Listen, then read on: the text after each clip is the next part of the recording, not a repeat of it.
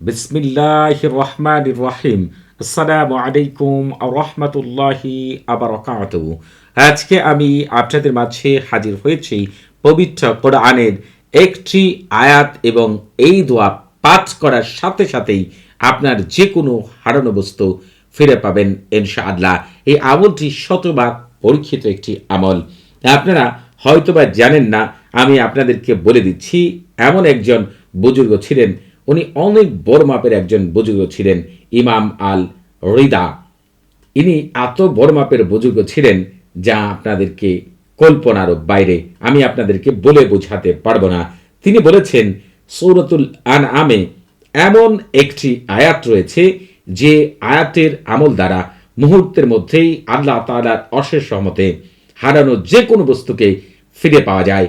এই আমলটি আমি যেভাবে বলবো, আপনারা অনেক সময় রয়েছেন আপনাদের মূল্যবান জিনিস হারিয়ে যায়, মনের ভুলে কোথাও রেখে আসেন, সেটিকে আর খুঁজে পান না, অথবা রাস্তায় চলাচলের সময় অথবা বাড়ি থেকে কোনো মতেই এত মূল্যবান জিনিস হারিয়ে যায় যেটি না পেলে আপনার অনেক বড় ক্ষতি হয়ে যাবে। আজকে আমি পবিত্র কোরআনের দলিল সহ আপনাদের মাঝে এমন একটি আমল পেশ করব।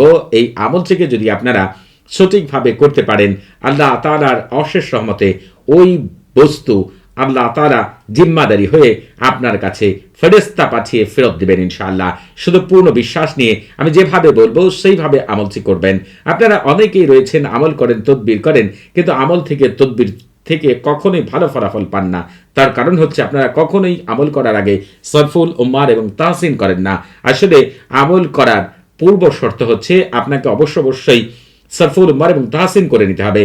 এই ভিডিও ডিসক্রিপশন বক্সে সরফুল উম্মার এবং তাহসিনের লিঙ্ক দেওয়া রয়েছে, সেখান থেকে প্রথমেই সরফুল উম্মার এবং তাহসিন শিখে রাখবেন। কারণ যে কোনো আমল করার আগে এই সরফুল উম্মার এবং তাহসিন করে যদি কোনো আমল করেন, ওই আমল থেকে আল্লাহ তাআলার অশেষ রহমতে শতভাগ কামিয়াবি লাভ করবেন ইনশাআল্লাহ।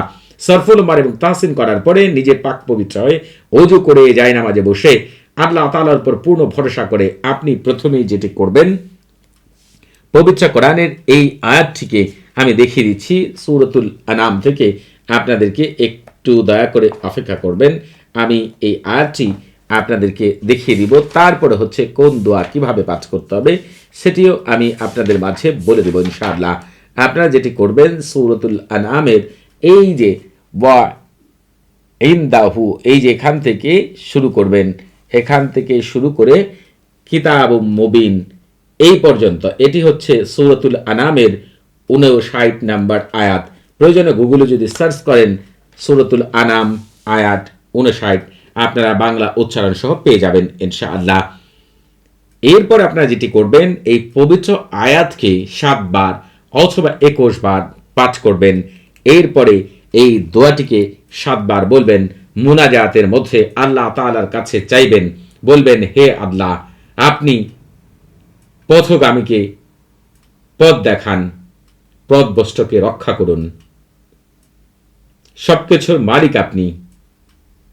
হযরত মুহাম্মদ সাল্লাল্লাহু আলাইহি সাল্লাম এবং তার পরিবারের ওসিলায় আমাকে পথভ্রষ্ট থেকে রক্ষা করুন, এবং আমি যা কিছু হারিয়েছি অথবা আপনার যে বিষয়টি হারিয়েছেন সেটার কথা বলবেন।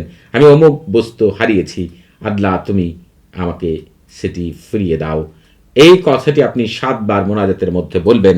প্রয়োজনে এই কথাগুলো সিজদায় গিয়ে বলবেন ইনশাআল্লাহ। কিছুক্ষণ পরেই যে কোনোভাবে আপনি আপনার ওই মহামূল্যবান জিনিসটি ফেরত পাবেন। তবে প্রয়োজন যদি মনে করেন, এই আমল করার আগে আপনারা আমার কাছ থেকে ইজাজত নিয়ে আমল করতে পারেন।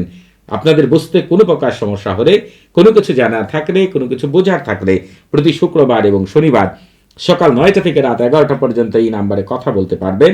তবে নামাজের সময় নাম্বারটি বন্ধ থাকবে, সেদিকে খেয়াল রাখবেন। পৃথিবীর শ্রেষ্ঠ অমূল্য আমলগুলো পাওয়ার জন্য আপনারা অবশ্যই আমাদের চ্যানেলটি সাবস্ক্রাইব করে রাখবেন। সবাই ভালো থাকবেন। আসসালামু আলাইকুম ওয়া রাহমাতুল্লাহি ওয়া বারাকাতুহু।